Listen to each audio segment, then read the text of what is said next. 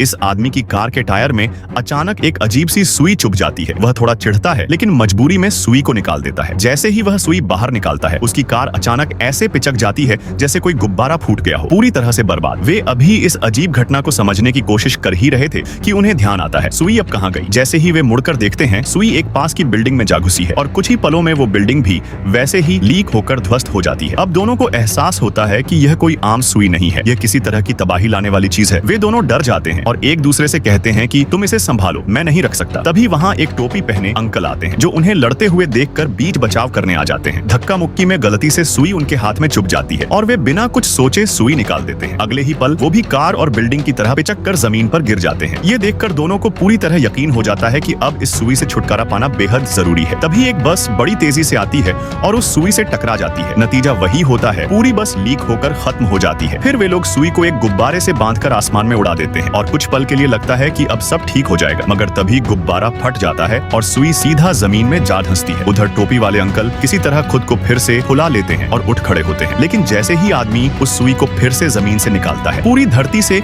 एक अजीब और तेज लीक होने की आवाज आने लगती है, जैसे पूरी दुनिया की हवा निकल रही हो। अंत में दोनों एक दूसरे को गले लगाते हैं क्योंकि अब सिर्फ वे नहीं पूरी दुनिया ही पिचकने वाली है।